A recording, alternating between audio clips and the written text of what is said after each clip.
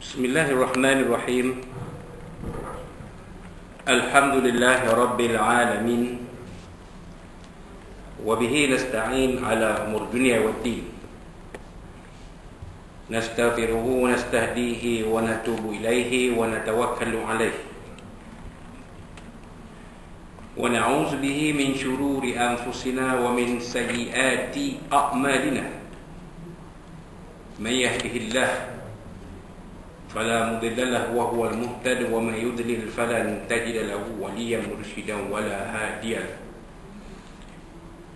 أشهد أن لا إله إلا الله وحده لا شريك له وأشهد أن سيدنا محمدا عبده ورسوله. اللهم صل وسلم وبارك على هذا النبي الكريم سيدنا وحبيبنا وشفيعنا وزهرنا ومولانا محمد المصطفى وعلى آله وصحبه ومن دعا بدعوته وتمسك بسنته وجاهد في سبيل الله إلى يوم الدين. رب اشرح لي صدري ويسر لي أمري واحلل عقدة من لساني يفقهوا قولي. سبحانك لا علم لنا إلا ما علمتنا إنك أنت العليم الحكيم ولا حول ولا قوة إلا بالله العلي العظيم. اللهم افتح علينا حكمتك وانشر علينا من خزائن رحمتك يا أرحم الراحمين. اللهم أرنا الحق حقا وارزقنا اتباعه وأرنا الباطل باطلا وارزقنا اجتنابه. قال الله سبحانه وتعالى في كتاب العزيز: أعوذ بالله من الشيطان الرجيم. يا أيها الذين آمنوا كتب عليكم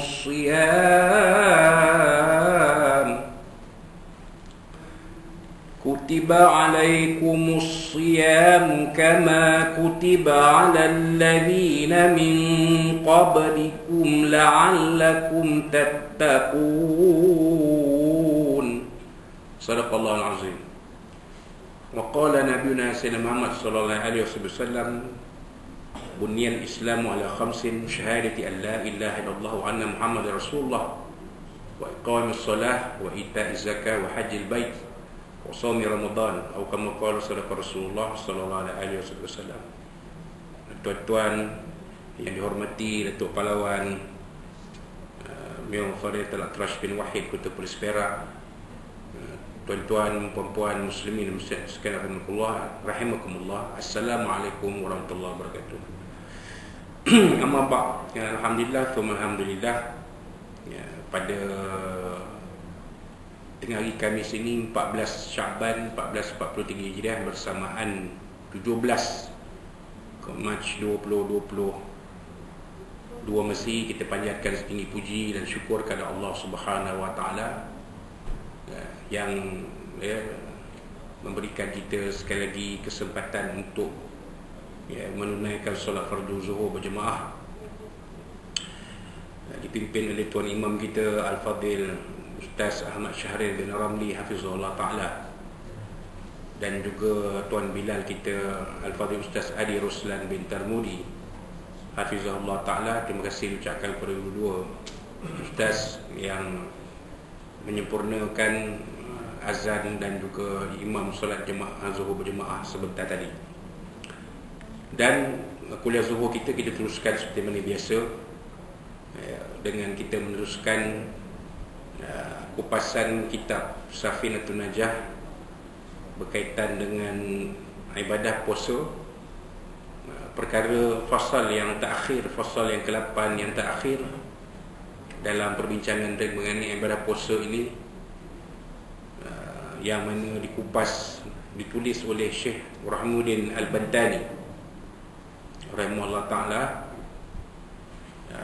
Tajuknya diberikan oleh sahabat saya Al-Fadhil Ustaz Haji Al-Yasab bin Berhan hafizahullah ta'ala, sahabat lama di Jabatan Haiwan Agama Islam Negeri Sembilan, Tajuknya ialah perkara yang tidak membatalkan puasa apabila sesuatu masuk ke rongga. Faslun alladhi la yufattiru mimma yasilu ilal jawfi sab'atu afrad. Sesuatu yang tidak membatalkan puasa. Jadi la yufattiru itu tidak membatalkan puasa, itu maksud dia. Mimma yasilu ilal jawfi, dari apa-apa yang masuk ke dalam rongga itu. Jawf ni rongga. Rongga tu maksudnya anak tekak. Anak tekak. Maksudnya kalau ada benda masuk ke anak tekak kita, ada yang tidak membatalkan puasa. Jadi disebut oleh penyusun fasal ini sab'atu afrad. Ada 7. Ada 7. Mana yang pertamanya, ma yasilu ilal jawfi binisyan. Apa yang sampai ke anak tekak itu dengan sebab lupa. Jadi sebab lupa. Ni yang lupa ni banyak jadi satu Ramadan. Banyak jadi satu Ramadan. Terlebih-lebih lagi kalau satu Ramadan tu jatuh pada hari cuti am, hari Sabtu, hari Ahad. Jadi terkadang-kadang kita lupa. Misalnya lupa, isteri tak puasa pula. Contoh, kita ni puasa, isteri tak puasa, jadi tak sahur lah kita. Pagi pun tengok pukul 7, 8 kan. Kita pun pergi dapur elok je, bancuh teh, bancuh kopi, bancuh melo, minum melo kan. Yang kita terperasan kita puasa, patut puasa tu sebab isteri tegur, bang, bukan apa hari ni kita dah puasa ke bang? Ni terlupa dia bahawa hari itu satu Ramadan. Dia terlupa. Bila terlupa, maka adakah bila disedarkan, isteri sedarkan balik, bang, abang tak puasa ke hari ni? Ni hidup melo dah masuk dalam, dah diminum setengah gelas. Gelas tu pula es yang besar ni. Tu dia kolej besar tu, setengah dah habis. Tinggal setengah lagi. Jadi yang setengah kolej besar ni yang dah minum ni macam mana? Batal ke puasa? Kata penyusun kitab ni, tidak batal puasa, tapi wajib berhenti meneruskan minum air dalam kolej tu. Tu cerita dia. Mana setengah lagi bagi dah rumah kita tak puasa, dia uzur, bagilah kat dia.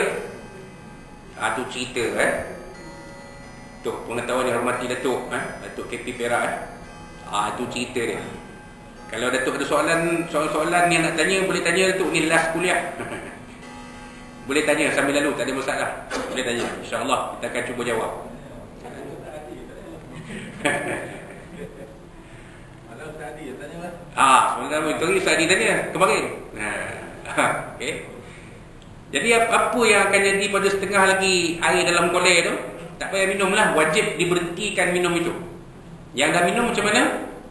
Kata Nabi SAW, itu adalah rezeki dari Allah Subhanahu Wa Taala, maka tidak batal puasa. Sebab lupa tu terlupa satu Ramadan. Jangan buat lupa. Buat lupa tu bahaya tu. Kalau terlupa tak apa, buat lupa. Baik. Itu yang pertama lah, bab lupa tadi. Kemudian au jahlin, ataupun jahil. Jahil di sini maksud dia tidak tahu yang hari itu telah berpuasa. Itu maksud jahil.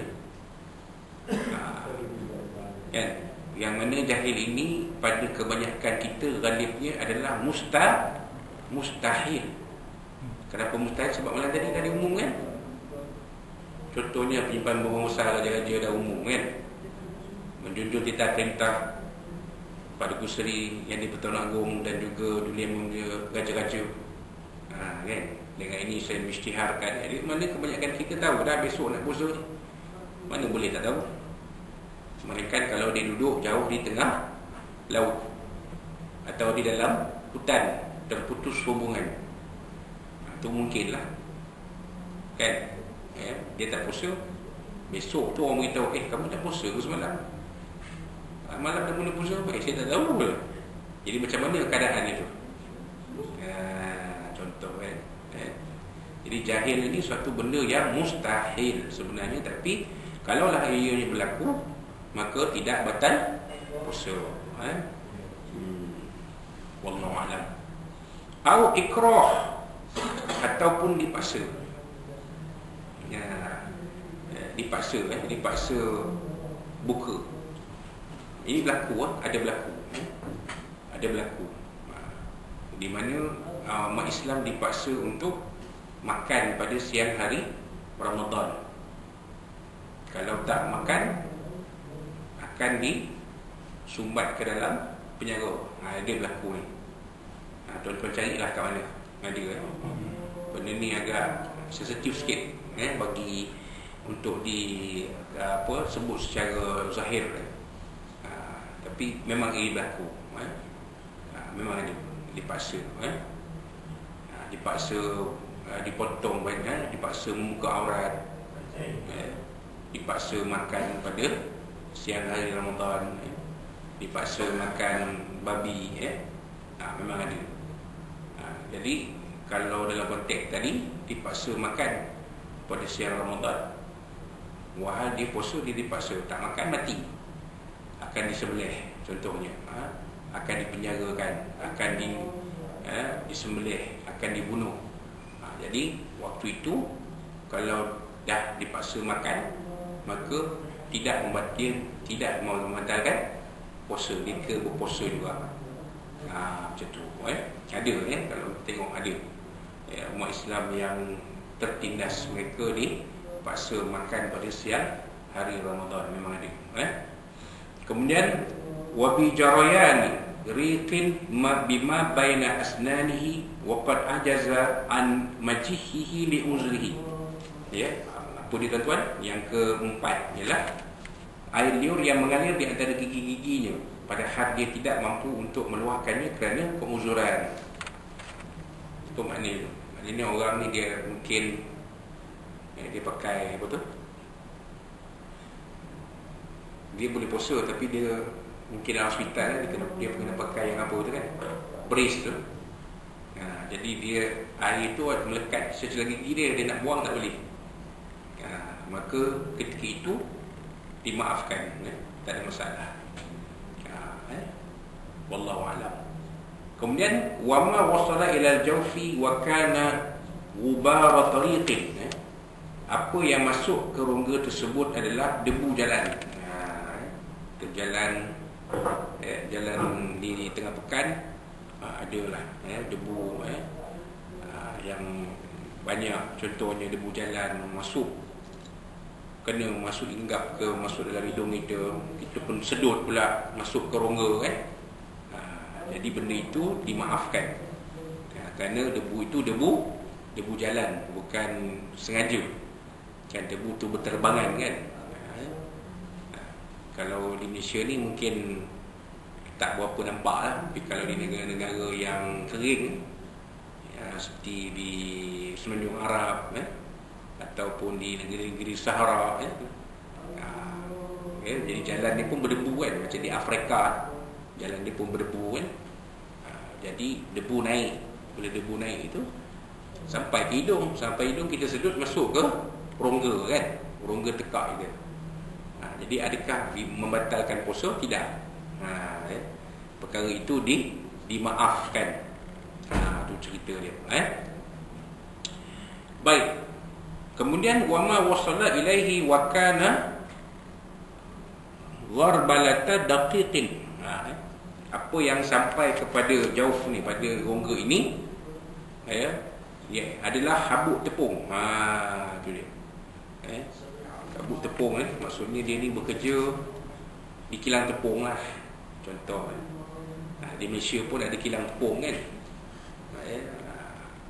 Ataupun dia bekerja tu mengangkat guni-guni tepung dan sebagainya. Jadi tepung habuk tu akan kena lah kat dia. Jadi masuk ke hidung dia.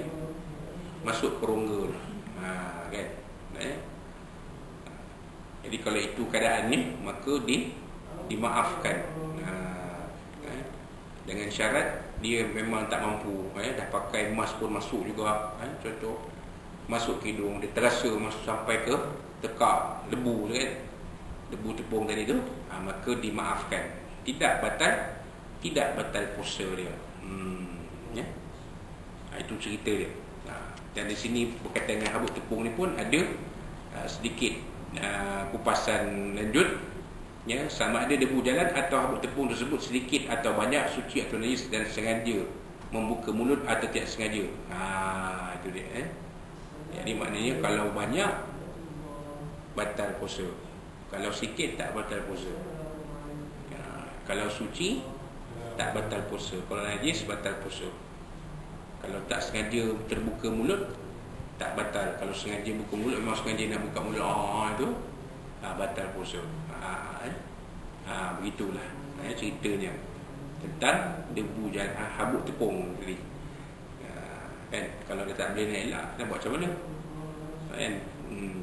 Contoh macam sahabat-sahabat kita di trafik kan, bulan puasa pun nak jaga point duty juga di tengah tepi jalan kan. Jadi habuk-habuk jalan naik sampai ke hidung, terasa ditekak, debu tu masuk. Batal tak puasa dia? Tak batal. Sebab dia dah pakai semua, tapi tetap ada juga debu yang masuk. Kan? Sebab jalan raya kita, sedikit sebanyak pun ada juga habuk-habuk dah. Orang yang bawa motor tahulah kan. Kita yang bawa kereta ni tak berapa perasan lah kan. Tapi kalau yang bawa motor tu dia akan tahu, dia akan nampak gitu. Jadi kalau tidak terlalu tidak berat dan tidak sengaja, maka dimaafkan. Wallahu a'lam.